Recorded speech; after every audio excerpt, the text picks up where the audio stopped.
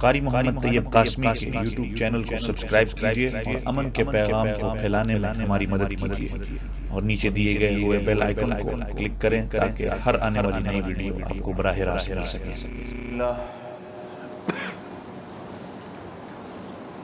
الحمد لله نحمده ونستعينه ونستغفره ونؤمن به ونتوكل عليه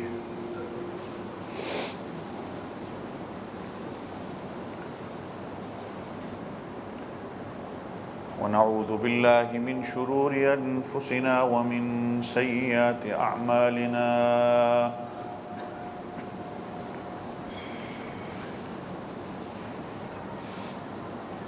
من يهده الله فلا مضل له ومن يضلله فلا هادي له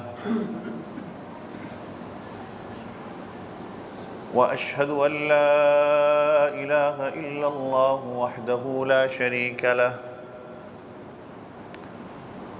وأشهد أن سيدنا ومولانا محمدا عبده ورسوله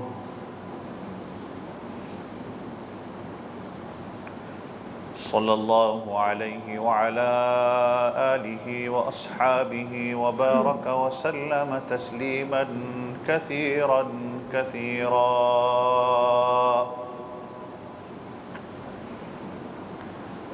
أما بعد فأعوذ بالله من الشيطان الرجيم بسم الله الرحمن الرحيم إن الحكم إلا لله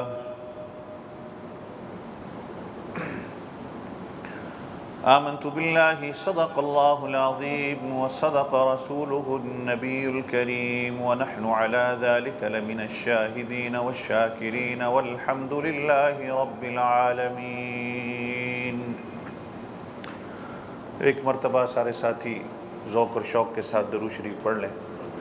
اللهم صل على محمد النبي الأمي وعلى آله وأصحابه وبارك وسلم تسليما كثيرا كثيرا۔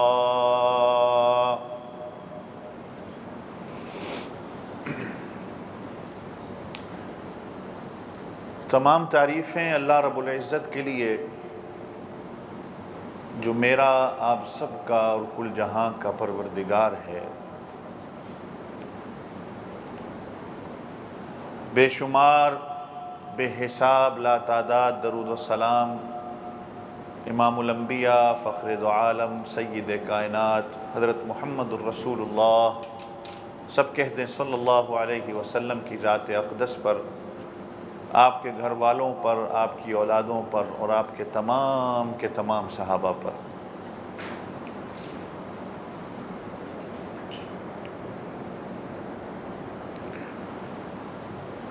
اس زمین و آسمان میں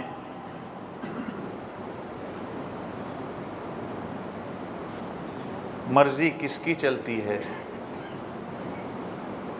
صرف اور صرف زور سے کہہ دیں اللہ کی۔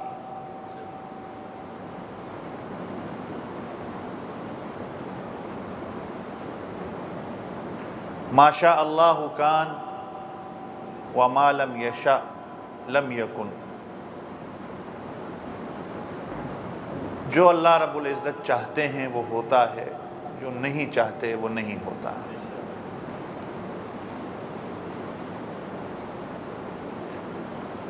آدم علیہ السلام نے چاہا کہ میں ہمیشہ کے لیے جنت میں رہوں،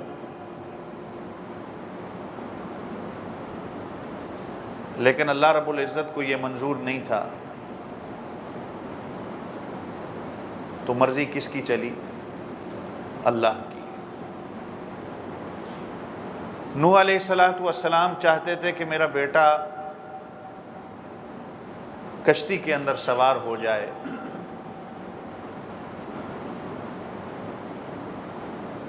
لیکن اللہ رب العزت نہیں چاہتے تھے، تو پھر مرضی کس کی چلی؟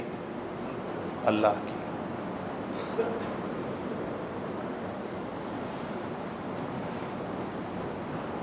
یہ قربانی کے دن گزرے، دعا کریں اللہ تعالی ہم سب کی قربانی اپنے دربار میں منظور و مقبول فرمائے۔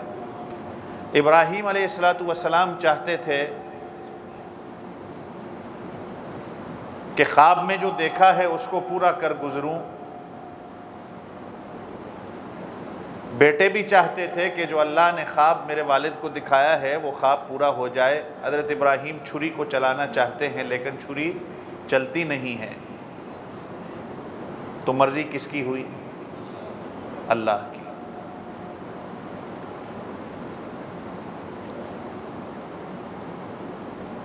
اللہ کے محبوب حضرت محمد الرسول اللہ سب کہتے ہیں صلی اللہ علیہ وسلم نے ایک مرتبہ اپنے اوپر شہد کو حرام قرار دے دیا کہ میں شہد کو نہیں کھاؤں گا، تو اللہ رب العزت نے محبوبانہ طور پہ تنبیہ کی، یا ایھا النبی لم تحرم ما احل اللہ لک تبتغی مرضات ازواجک واللہ غفور الرحیم۔ نبی کریم صلی اللہ علیہ وسلم چاہتے تھے کہ شہد نہ کھاؤں، لیکن اللہ چاہتے تھے کہ ایک چیز حلال ہے تو اب میرے محبوب نے اپنے اوپر کیوں اس کو حرام قرار دے دیا؟ تو مرضی کس کی ہوئی؟ اللہ کی۔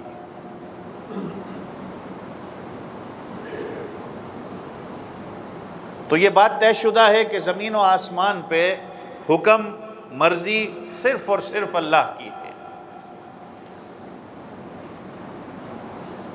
جو اللہ چاہتے ہیں وہی ہو کے رہتا ہے، جو اللہ نہیں چاہتے وہ نہیں ہوتا۔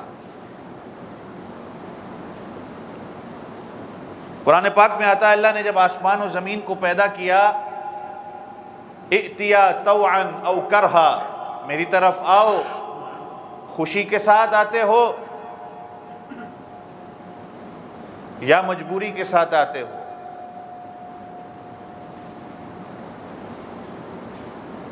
جیسے کسی کو پیشانی سے پکڑ کے کہا جاتا ہے نا، تو آسمان و زمین نے کیا کہا؟ اتینا طائعین، فرما بردار ہیں، ہم حاضر ہیں۔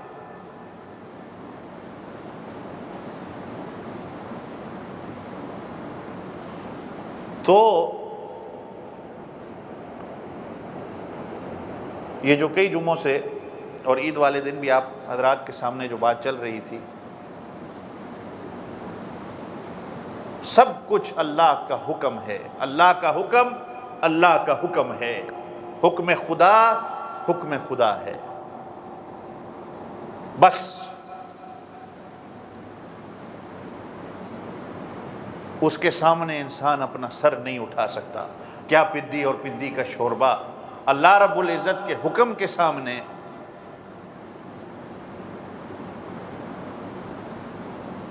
میں اس کی مثال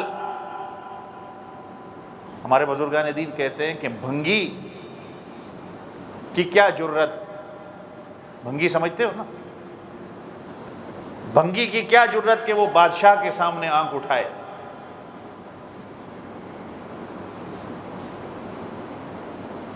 تو سر تسلیم خم، اپنے آپ کو سرنڈر کرنا، یہی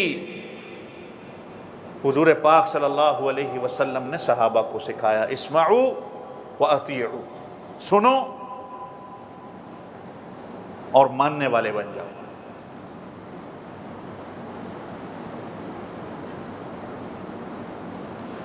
جو میرے اور آپ کے اندر یہ شاید صفت نہ ہو، اور یہ صفت، یہ کوالٹی بہت کم لوگوں کے اندر پائی جاتی ہے، کہ جو سنتے ہیں اور مانتے ہیں۔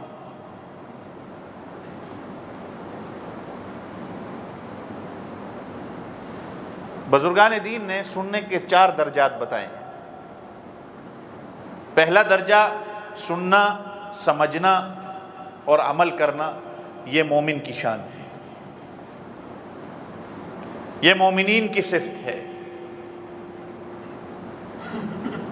کہ مومن سنتا ہے، سمجھتا ہے اور پھر اس پر عمل کرتا ہے۔ اور مومن تو کہا ہی اسی کو جاتا ہے کہ جو اللہ کے حکموں کے تابع ہو۔ جیسے میں گزشتہ کئی جمعوں سے یہ بات کر رہا تھا کہ سنت نبوی جب جانور کو ذبح کرتے وقت ان صلاتی و نسکی و محیای و مماتی للہ رب العالمین، نماز، قربانی، جینا مرنا سب کچھ اللہ کے لیے. جب وہ اپنی زندگی اللہ کے حکموں کے مطابق گزارے گا پھر اس کے لیے مرنا بھی اللہ کی رضا کے لیے ہو جائے گا.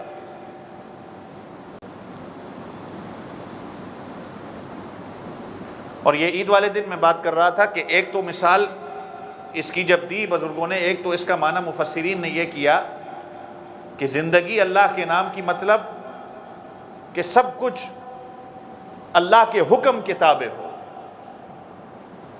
نماز، روزہ، قربانی، زکوٰۃ، یہ ساری چیزیں تو ہے ہی. جو اس میں کسی اور کی نیت رکھتا ہے تو وہ تو اللہ کے ساتھ شرک کر رہا ہے. لیکن زندگی کہ ہر چیز، اس کا ہر عمل، حتیٰ کہ بزرگان دین نے لکھا کہ مباح عمل بھی، کھانا کھا رہا ہے، پانی پی رہا ہے، بیوی بچوں کے ساتھ بیٹھا ہے، اپنی زراعت کر رہا ہے، اپنی تجارت کر رہا ہے، ملازمت کر رہا ہے، اگر اس مباح عمل کے اندر بھی وہ اللہ کے حکموں کو سامنے رکھتا ہے، مثال کے طور پہ کہ وہ کھانا کھاتا ہے، وہ کھانا کھاتے وقت یہ سوچتا ہے کہ یہ کھانا جو مجھے میسر ہوا ہے سب سے پہلے تو وہ اللہ رب العزت کا شکر ادا کرتا ہے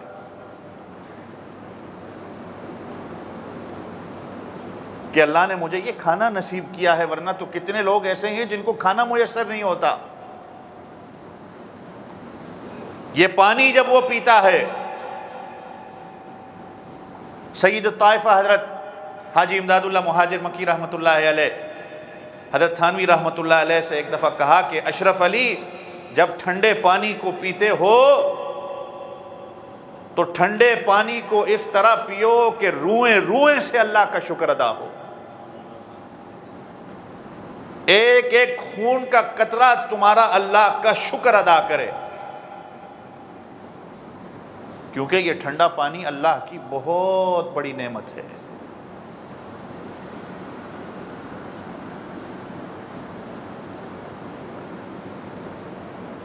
اب اگر کسی سے پوچھوں کہ پانی پینے کی دعا بتا دو تو میرے خیال میں یہاں جتنے بیٹھے ہیں پانی پینے کی دعا کسی کو نہیں آتی.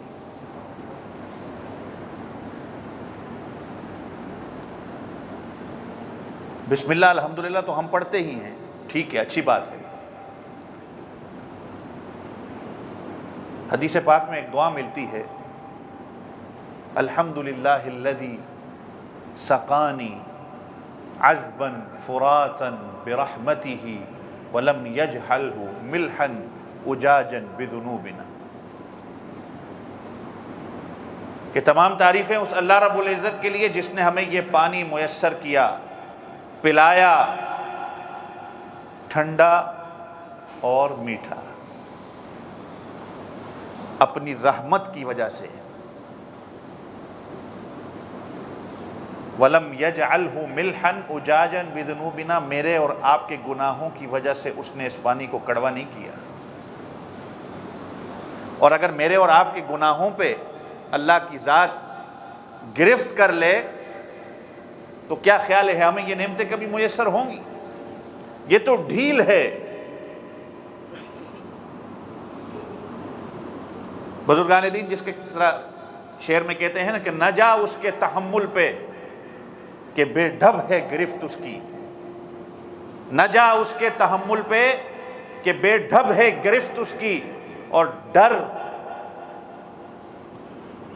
اس کی دیر گیری سے کہ سخت ہے انتقام اس کا. اللہ کے تحمل پہ نہ جا. جب گرفت پہ اللہ آتے ہیں نا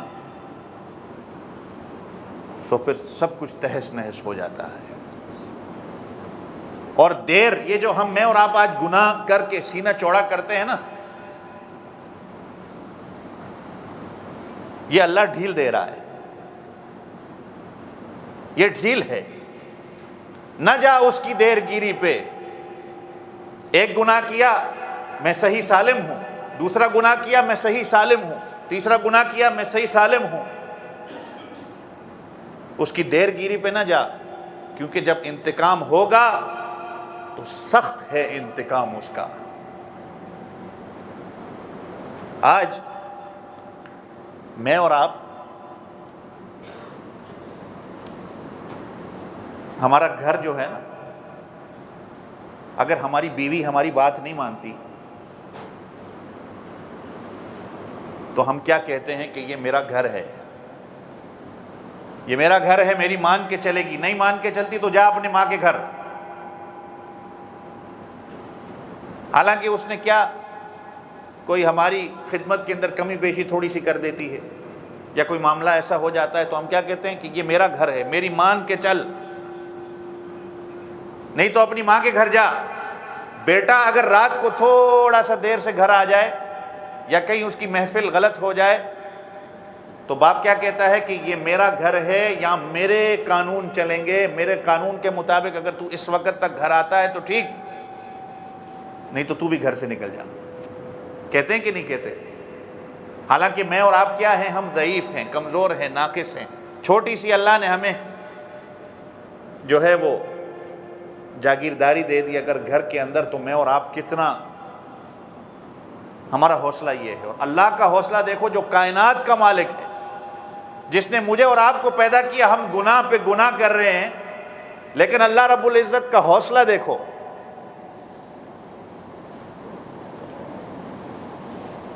نہ جا اس کے تحمل پہ کہ بے ڈھب ہے گرفت اس کی،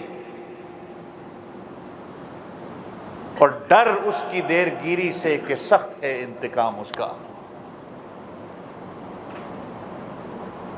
جب گرفت اللہ کی آ جاتی ہے نا تو کہا کہ اللہ کا شکر، یعنی یہ بتایا جا رہا ہے کہ جو مباح عمل ہیں اگر اس کے اندر بھی نیت درست کر لی جائے، جیسے میں عید والے دن کہہ رہا تھا کہ یہ میرے اللہ کا مجھ پر انعام و کرم ہوا کہ اس نے مجھے کھانا میسر کیا، اس پہ اس کا شکر ادا کرنا ہے۔ جب وہ شکر ادا کرے گا وہ اپنے حساب سے کھائے گا، اور کھاتے وقت جب وہ یہ سوچے گا کہ اللہ کے رسول صلی اللہ علیہ وسلم کی سنت کیا تھی، وہ سنت طریقے سے جب کھائے گا تو یہ کھانا کھانا بھی اس کے لیے عبادت بن جائے گا۔ یہ کسی اور مذہب میں ہے اس طرح کا؟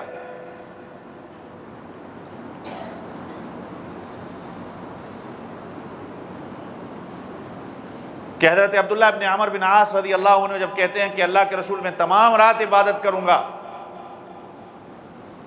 ہر روز میں روزہ رکھوں گا بغیر افطار کے، تو اللہ کے رسول صلی اللہ علیہ وسلم نے فرمایا کہ ان لجسدک علیک حقا وان لعینک علیک حقا، تیرا جسم جو ہے اس پر بھی تیرا حق ہے، لہٰذا میں بھی آرام کرتا ہوں، میں بھی کھانا کھاتا ہوں، میں بھی تھوڑی دیر اپنی آنکھ کو آرام دیتا ہوں۔ اللہ کی طرف سے یہ جو جسم دیا گیا ہے، تمہیں تھوڑے آرام کی بھی ضرورت ہے۔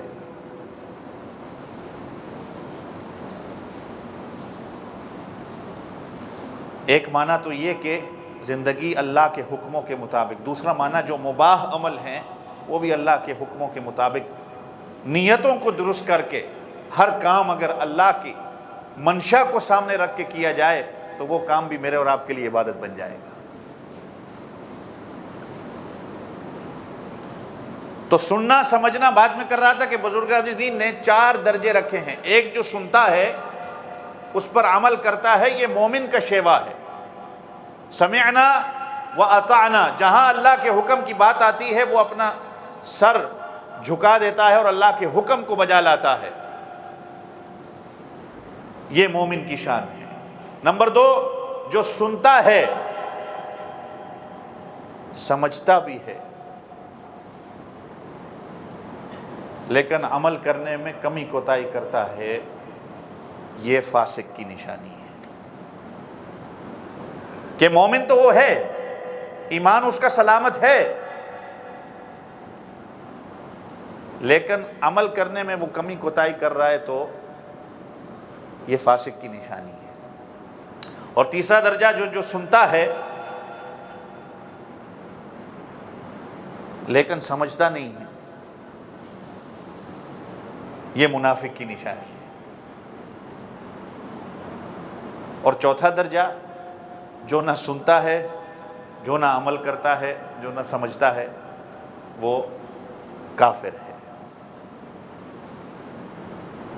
یہ بزرگان دین نے 4 درجے رکھے ہیں، اور صحابہ کی تو شان تھی ہی یہی کہ آپ صلی اللہ علیہ وسلم جب ان سے بیعت لیتے، اسمعوا واطیعوا، سنتے تھے اور اس پر عمل کرتے تھے، اطاعت کرتے تھے اس کی۔ کبھی میں نے جیسے کہا نا کہ صحابہ کی پوری ذخیرہ احادیث آپ اٹھا کے دیکھ لیں کہ صحابہ نے کبھی کیوں کا سوال نہیں کیا، کہ کیوں۔ یہ آج اس فتنے کے اندر ہم مبتلا ہو گئے کہ جو بات ہماری عقل کے اندر نہیں جاتی ہم اس پہ سوال اٹھاتے ہیں کہ یہ کیوں ہے، حالانکہ اللہ کا حکم جب سامنے آ جائے، اور جیسے میں نے شروع میں کہا کہ مرضی کس کی چلتی ہے؟ صرف اور صرف اللہ کی۔ کہ آدم علیہ السلام سے جب بھول ہوئی تو آدم علیہ السلام نے بھول کے بعد اپنا اس کا اعتراف کیا کہ ربنا ظلمنا انفسنا وان لم تغفر لنا وترحمنا لنکونن من الخاسرین۔ شیطان نے اپنی بات پر لاجک اور کیوں کا کہا، آگے سے دلیل دی، جس کی وجہ سے فرمایا گیا وَإِنَّ عَلَيْكَ لَعْنَتِي إِلَىٰ يَوْمِ الدِّينِ۔ پہلے کہا کہ فَخْرُجْ، نکل یہاں سے، فَإِنَّكَ رَجِيمٌ، تو مردود ہے، وَإِنَّ عَلَيْكَ لَعْنَتِي إِلَىٰ يَوْمِ الدِّينِ، اور تیرے اوپر لعنت ہے یوم حساب تک۔ اور پھر وَمَمَاتِي لِلَّهِ رَبِّ الْعَالَمِينَ، کہ جب انسان کا جینا اللہ کے حکموں کے مطابق ہوگا تو موت بھی اس کے لیے اللہ کی طرف سے ایک تحفہ ہے۔ آج میں اور آپ موت سے ڈرتے اس لیے ہیں کہ میرا اور آپ کا عمل نہیں ہے۔ جب زندگی اللہ کے حکموں کے مطابق نہیں ہوگی تو پھر مرنا تو ہمارے لیے مشکل ہی ہوگا نا۔ آج کسی سے پوچھ لے کہ بھائی اگر آج شام کو تیرا وقت آنے والا ہے تو سوچیں وہ کیا کرے گا؟ آنا تو ہے، وہ آج شام کو آئے یا کل شام کو آئے۔ اس لیے تو اللہ کے رسول صلی اللہ علیہ وسلم نے فرمایا الکیس من دان نفسہ کما عمل لما بعد الموت، کہ عقل مند تو وہی ہے کہ جو اپنی زندگی میں موت کی تیاری کرتا ہے۔ یہ عقل مند ہے۔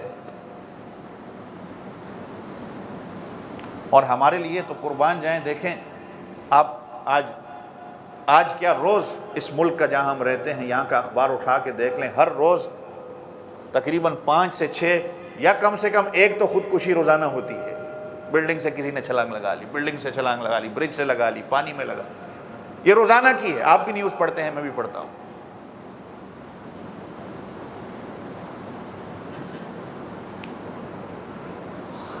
اس لیے کہ جب اللہ کے حکموں کی نافرمانی ہوگی تو زندگی عذاب بنتی ہے۔ یہ میرے اور آپ کے لیے بھی ہے۔ وبال بزرگان دین نے لکھا ہے اور قرآن بھی یہی کہتا ہے وَكَأَيٍّ مِّن قَرْيَةٍ أَتَتْ عَنْ أَمْرِ رَبِّهَا وَرُسُلِهِ فَحَاسَبْنَاهَا حِسَابًا شَدِيدًا وَعَذَّبْنَاهَا عَذَابًا نُكْرًا فَذَاقَتْ وَبَالَ أَمْرِهَا۔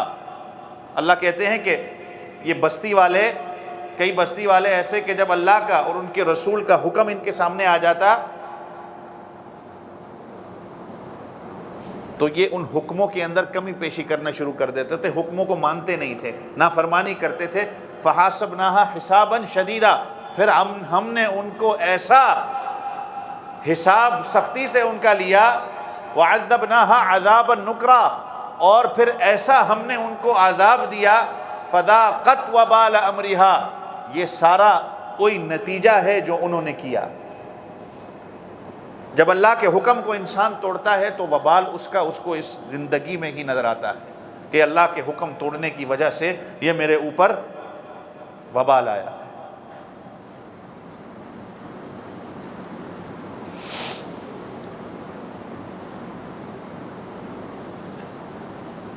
اور اللہ کے رسول ہمیں کیا سکھا رہے ہیں کہ دیکھو پریشانیاں یہ ہر بندے کو آتی ہیں، لیکن ہمیں کیا کہا کہ اس پریشانی کے اندر موت کی تمنا نہیں کرنی، خودکشی نہیں کرنی، موت کی تمنا نہیں کرنی، بلکہ ہمیں دعا سکھا دی، اللہم احیینی ما علمت الحیات خیرا لی وتوفنی ما علمت الوفات خیرا لی۔ اللہ اکبر۔ میں اس کا ترجمہ بھی اگر آپ کے سامنے کروں نا،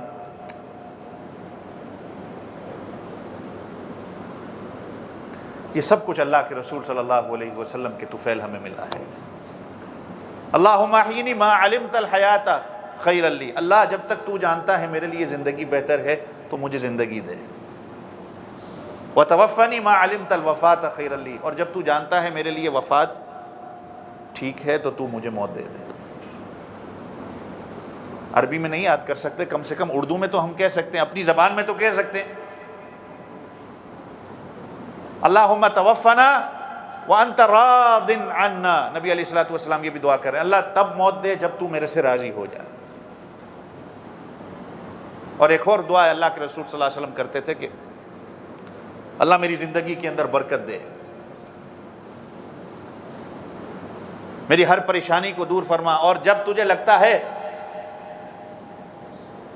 کہ یہ پریشانیاں، یہ فتنے، ان کے اندر میں مبتلا ہو جاؤں گا اور مبتلا ہونے کے بعد تیری نافرمانی کے اندر نہ آ جاؤں، تو اللہ بہتر ہے کہ ان فتنوں کے اندر مبتلا کیے بغیر ہی مجھے اس دنیا سے اٹھا لے۔ اللہ کے رسول صلی اللہ علیہ وسلم تو صبح اٹھ کے دعا کرتے تھے، آج مسنون اذکار تو میرے اور آپ کے ذہن و گمان میں بھی نہیں آتے۔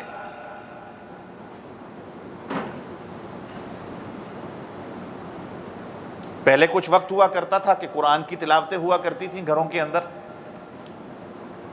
پھر اخبار آیا، اخبار سے وہ بھی ختم ہوا، ٹی وی آیا، ٹی وی سے وہ بھی ختم ہوگا، اب ہر جیب کے اندر فتنہ ہے۔ انسان صبح اٹھتا ہے، نہ وہ سورہ یاسین کی تلاوت رہی، نہ بزرگوں کے اندر وہ بات رہی الا ماشاءاللہ، نہ مسنون اذکار ہیں، نہ درود و سلام ہے۔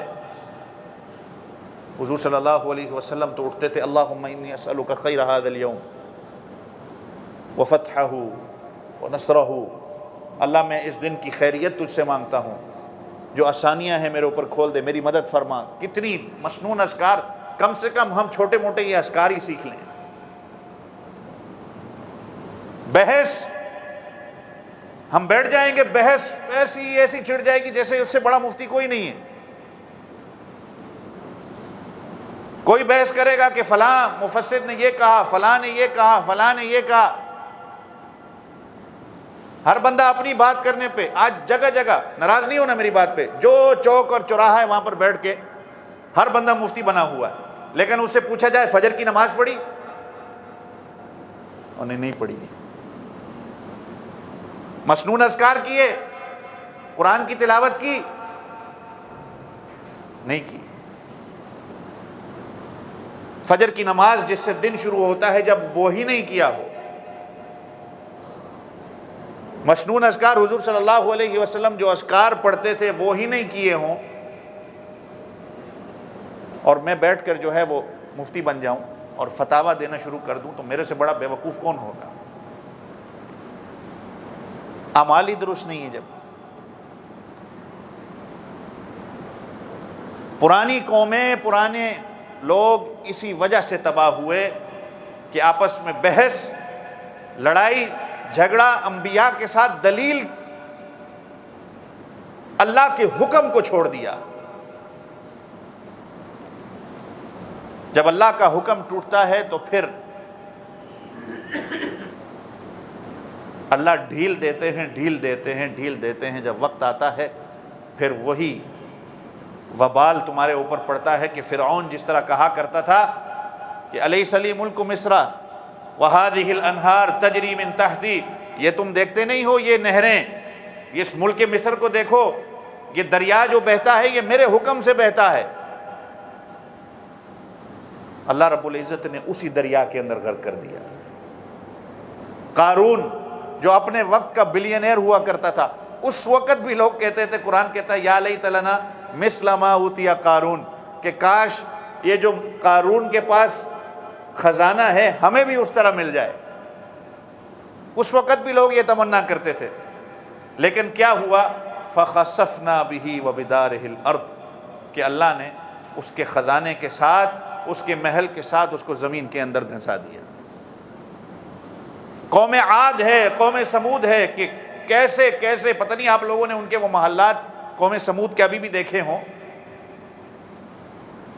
جو موجود ہیں آج بھی، جو اپنے ہاتھوں سے اس کو بنایا کرتے تھے، ہاتھوں سے پہاڑوں کے اندر سوراخ کر کے۔ اللہ نے ان کو ایسا قد دیا تھا کہ جو آسمان تک تھا، اور خود قرآن کہتا ہے التی لم یخلق مثلها فی البلاد، اللہ کہتے ہیں ہم نے ایسی مخلوق کبھی پیدا ہی نہیں کی۔ لیکن کیا ہوا؟ فارسلنا علیہم ریحا صرصرا، ایسی ہوا اللہ نے بھیجی، ایسے طوفان اللہ نے بھیجے، ایسے سیلاب اللہ نے بھیجے کہ سب کا سب ختم ہو گیا۔ اور قرآن کہتا ہے گویا کہ اس طرح پڑے ہوئے تھے کہ جس طرح کھجور کا تنا بکھرا ہوا پڑا ہوتا ہے، ان کی ایسے ہی ان کی جانیں، مفسرین نے لکھا ہے 100 سال کی عمر کے وقت ان کو بلوغت ان کو ہوتی تھی، 100 سال کی عمر میں بالغ ہوتے تھے۔ سوچیں ان کی عمر کتنی ہوتی تھی۔ اور جو بندہ ہاتھوں سے پہاڑوں کے اندر سوراخ کرے، آج بھی جو محلات وہاں جا کے انسان دیکھتا ہے تو حیران ہو جاتا ہے کہ آج کا بڑے سے بڑا آرکیٹیکٹ بھی نہیں سمجھ پاتا کہ بنائے کس طرح تھے۔ قوم لوط ہے، قوم سبا ہے، لقد کان لسبأ فی مسکنہم آیا۔ اللہ اکبر، اللہ کہتے ہیں کہ جنتان یمین و شمال کے، یہ قوم سبا ایک گزری ہے یمن کے علاقے میں، اپنی عقل کے ساتھ انہوں نے خود ڈیم بھی بنایا ایک، اور پانی کا رستہ اس ڈیم سے خود ہی نکالا، اور وہ پانی کا جو رستہ نکلتا تھا اللہ نے ان کو ایسے باغات دیے تھے کہ پورا کا پورا وہ قبیلہ اور وہ جو بستی تھی وہ باغات سے بھری ہوئی تھی۔ مفسرین لکھتے ہیں کہ اتنے پھل ان باغات میں ہوا کرتے تھے کہ ایک بندہ اگر اپنے سر پہ ٹوکری لے کے اس باغ کے اندر اگر جاتا، جب وہ باغ سے باہر نکلتا تو وہ ٹوکری پھلوں سے بھری ہوئی ہوتی تھی، جہاں اس کا قدم لگتا تھا اوپر سے پھل گرتا تھا، ٹوکری بھر جاتی تھی۔ جنتان یمین و شمال، یمین اور شمال یعنی دائیں بائیں سے پانی کا سسٹم۔ اللہ نے کہا کہ یہ رزق ہے، اس سے کھاؤ پیو، موج مستی کی زندگی گزار رہے تھے۔ لیکن جب اللہ کے حکموں کی نافرمانی کی، جب اللہ کے حکموں کو توڑا،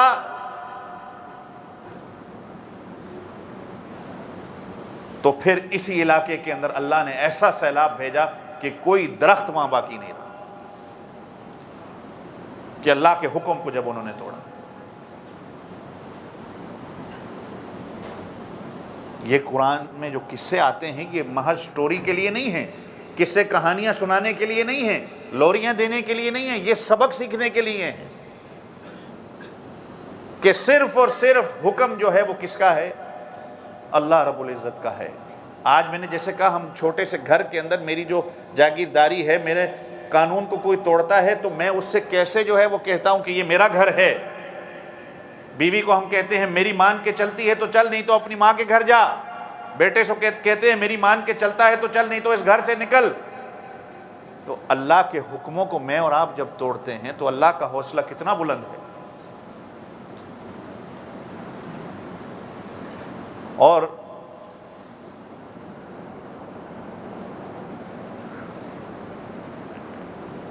یہ جو مینجمنٹ ہوتی ہے نا، لوگ آفس میں کام کرتے ہیں، آپ بھی اکثر، تو وہاں ایک ذہن بنایا ہوا ہے کہ رول، بعض جگہوں پہ نا رول لکھے ہوتے ہیں، قانون لکھے ہوتے ہیں۔ تو ایک جگہ میں نے ایک قانون پڑھا کہ نوکری کرنے کا اور مینجمنٹ اگر آفس میں کوئی کام کر رہا ہے تو اس کا طریقہ کیا ہے؟ رول نمبر 1 کہ the boss is always right۔ کیا؟ boss is always right، کیا مطلب؟ کہ جو حاکم ہے، جو مالک ہے، جو باس ہے، وہ ہمیشہ صحیح ہے۔ اور number 2، if the boss is wrong، if the boss is wrong please see rule number 1۔ کو بات سمجھ میں آئی؟ If the boss is wrong, then please see rule number 1. اگر باس کہیں غلط بھی ہو جائے تو پہلے رول کو مانو کہ باس از آلویز رائٹ. اگرچہ وہ غلطیاں 70,000 غلطیاں ایک دن میں وہ کرے، لیکن چونکہ وہ باس ہے کہ اس کے بغیر نظام چل نہیں سکتا. وہ جس طرح کہے گا، وہ غلطی بھی کرے گا، مجھے غلط ڈانٹے گا بھی تو بھی میں کہوں گا کہ وہ ٹھیک کہہ رہا ہے، اس لیے کہ نظام اس کے ہاتھ میں، تنخواہ اس کے ہاتھ میں.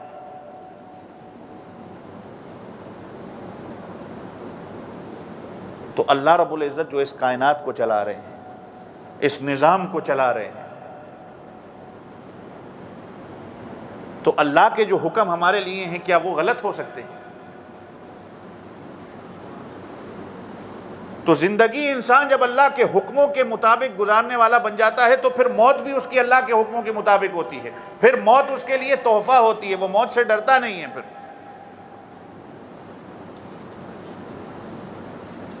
پھر اس کی زندگی جا کے صحیح معنوں میں زندگی بنتی ہے. پھر وہ سمجھتا ہے نماز، روزہ، قربانی، زکوٰۃ، زندگی، مرنا سب کچھ اللہ کے لیے ہے.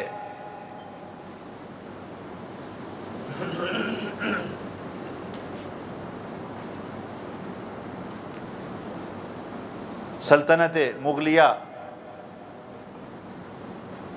کے آخری بادشاہ بہادر شاہ ظفر، کبھی ایک وقت تھا کہ دولت کی ریل پیل تھی، آگے پیچھے نوکر چاکر، خادمائیں، خادم. آپ نے تو تاریخ پڑھی ہوگی، بعض تاریخ سے واقف ہوتے ہیں، لیکن جب ایک وقت آیا کہ دشمنوں نے 11 کے 11 بچوں کے سر کاٹ کے تھالی میں ان کے سامنے رکھے. کیفیت سوچو کبھی. اللہ جب نعمتیں دیتا ہے نا تو اللہ نعمتیں چھینتا بھی ہے. آج یہ ہم کیوں اللہ کے حکموں کو توڑتے ہیں؟ ہمارے حضرت شیخ پیر ذوالفقار صاحب ہمارے حضرت کہتے ہیں کہ آج یہ گناہ اس لیے ہوتے ہیں کہ ہمارا پیٹ بھرا ہوا ہے، ہمیں مل رہا ہے سب کچھ. جب نعمت ایک چھن جاتی ہے نا پھر قدر پتہ چلتی ہے. بادشاہ تھے، سب کچھ تھا، اولاد کے سر تھالی میں ان کے سامنے رکھے، اور آخری وقت جب ان کا آیا تو ہتھ کڑی ہے، جیل کے اندر ہیں. وہ شعر بھی کہا کرتے تھے نا کہ نہ کسی کے آنکھ کا نور ہوں، نہ کسی کے دل کا قرار ہوں، میں تو وہ بد نصیب ہوں جو ایک مشت غبار ہوں. کوئی مجھ پہ فاتحہ کیوں پڑھے، کوئی میری قبر پہ پھول کیوں چڑھائے، کوئی میرے لیے آنسو کیوں بہائے، میں تو بے کسی کا مزار ہوں. میرا رنگ و روپ بچھڑ گیا، میرا رنگ و روپ بکھر گیا یا بگڑ گیا، میرا یار مجھ سے بچھڑ گیا.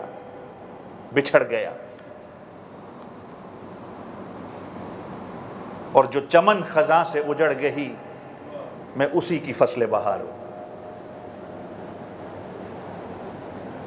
ایک وقت تھا بادشاہ تھے، لیکن آخری وقت دیکھو کیسا آیا کہ جہاں نام و نشان ہی کہیں نہیں ہے. اللہ نعمت جب دیتا ہے نا تو اللہ نعمتیں چھینتا بھی ہے.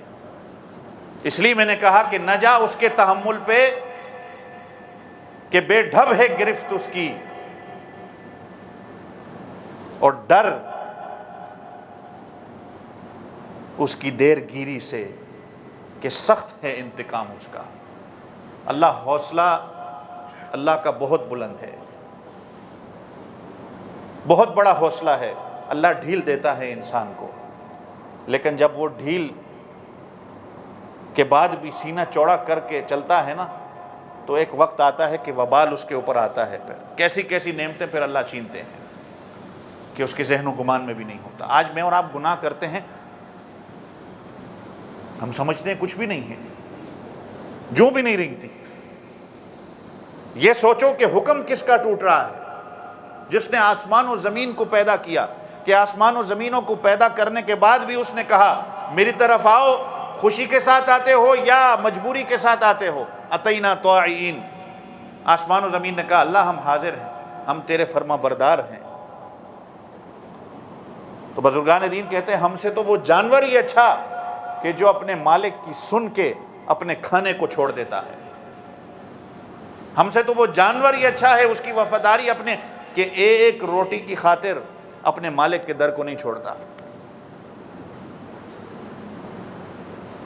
حیات الحیوان ایک کسی نے کتاب لکھی ہے جس میں کئی واقعات ہیں ایسے کہ جانوروں کی وفاداری کے، کبھی آپ کو وقت ملے اس کو پڑھیں۔ لیکن کیا کتاب آپ پڑھیں گے، آپ کے یہ جو جاپان ملک ہے، شاید میں نے پہلے بھی ایک دفعہ واقعہ سنایا تھا کہ جاپان میں ٹوکیو میں جیسے ہمارے ہاں ایم ٹی آر کے اسٹیشن ہوتے ہیں، ایگزٹ ہوتی ہے، کہ ایک مالک اور ایک کتا، کہ مالک ایک یونیورسٹی کے اندر پروفیسر تھا، وہ روزانہ یہ ٹرین لے کے اپنے کام کے لیے جاتا، یونیورسٹی میں لیکچر دینے کے لیے جاتا، تو یہ کتا اس کے ساتھ جاتا تھا اور اسٹیشن پہ اپنے مالک کا انتظار کرتا تھا۔ جب واپس مالک اپنے کام سے شام کو واپس آتا، اسٹیشن پہ اس کتے کو ملتا تو ساتھ ہی گھر جاتے۔ اللہ کا کرنا ایسا ہوا کہ ایک دن یہ پروفیسر اپنے وہاں لیکچر دے رہا ہے، وہیں لیکچر دیتے اس دل کا دورہ پڑا، اور دل کا دورہ پڑنے سے کچھ ایسے اس کے دماغ کے اندر مسئلہ ہوا کہ دماغ کی رگ بھی پھٹ گئی کہ وہ وہیں مر گیا۔ وہیں سے اس کو ہسپتال لے گئے، وہیں سے اس کا کفن دفن ہوا۔ اب کتا جو ہے وہ اسٹیشن پہ بیٹھا ہے۔ یہ آپ اس کو گوگل میں سرچ کر سکتے ہیں، کتابوں میں یہ گوگل میں یہ آیا ہے کہ 8 سال تک کتا وہیں بیٹھا رہا۔ کتنے سال تک؟ 8 سال تک اپنے مالک کا انتظار کرتا رہا، یہاں تک کہ خود اس کو موت آ گئی۔ جب وہ مرا تو اس کا دل وغیرہ بھی نکال کے، چونکہ سائنٹسٹ لوگ ہیں وہ ریسرچ کرتے ہیں سارا کہ آپس میں کیا تعلق ہے انسان اور کتے کا، یہ ساری چیزوں کو دیکھنے کے بعد اس کا دل، اس کا دماغ بھی نکال کے جہاں اس کو دفنایا گیا تھا اس کتے کو بھی وہیں دفنایا، اور اس کتے کا اسٹیچو بنا کے اس اسٹیشن کا نام بھی اس کتے کے نام پہ رکھا ہے، اور ایگزٹ جس طرح ہوتی ہے کہ یہ فلاں ایگزٹ ہے، جیسے ہمارے ہاں پولیس اسٹیشن کی ہے، ایپلیو اسٹریٹ کی ہے، ڈریگن سینٹر کی ہے، اس طرح اس کتے کے نام کی جگہ کی اس کی ایگزٹ کا نام رکھ دیا گیا ہے۔ یہ وفاداری نہیں ہے؟ اور کیا صرف ایک روٹی کی خاطر؟ میں اور آپ کھاتے اس اللہ کا ہیں، لیکن ہماری زندگی دیکھیں کیسی ہے، ناشکری ہے۔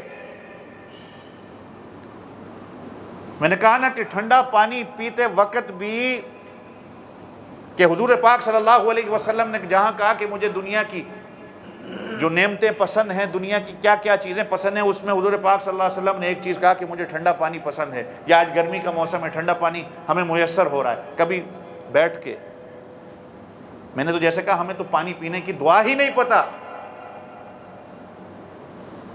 کہ کبھی بیٹھ کے دیکھو اور پینے کے بعد کہو کہ الحمدللہ الذی سقانی عذبا فراتا برحمتہ ولم یجعلہ ملحا اجاجا بذنوبنا۔ تمام تعریفیں اس اللہ رب العزت کے لیے جس نے اپنی رحمت سے مجھے یہ ٹھنڈا اور میٹھا پانی میسر کیا ہے، اور میرے گناہوں کی وجہ سے اس نے اس پانی کو کڑوا نہیں کیا، ورنہ میرے گناہ اتنے ہیں کہ اللہ تعالیٰ کڑوا پانی تو کیا مجھے پانی نصیب ہی نہ کرتا۔ جب یہ ساری چیزیں سمجھ میں آئیں گی نا، پھر حکم خدا آپ کو سمجھ میں آئے گا۔ پھر حکم خدا سمجھنے کے بعد انسان چون چراغ نہیں کرے گا کہ اللہ نے یہ چیز کیوں حرام قرار دی، اللہ نے یہ کیوں کہا، فلاں کیوں کہا، یہ فتنہ ہے آج کا۔ پھر انسان سمجھ جائے گا کہ اللہ کا حکم ہے، سر تسلیم خم کرنا ہے۔ جب اس کا حکم آ گئی تو بات ختم ہو گئی، سمعنا و اطعنا۔ جہاں میں نے اللہ کا حکم سن لیا بس پھر اس کو سمجھ میں آئے گا ان صلاتی و نسکی و محیای و مماتی، نماز، قربانی، زندگی، جینا، مرنا اللہ کے لیے ہے۔ جب یہ سارا کچھ ہو جائے گا پھر موت بھی اس کے لیے تحفہ ہو جائے گی۔ اللہ تعالیٰ مجھے آپ سب کو عمل کرنے کی توفیق عطا فرمائے۔ اللہ تعالیٰ ہماری قربانیوں کو اپنے دربار میں منظور و مقبول فرمائے۔ جو کمی کوتاہی ہم سے ہو گئی اللہ کو راضی کرنے میں دعا کر لیا کریں کہ اللہ تعالیٰ ٹوٹی پھوٹی جتنی بھی ہماری عبادتیں ہیں اپنے دربار میں منظور و مقبول فرمائے۔ وآخر دعوانا ان الحمدللہ رب العالمین۔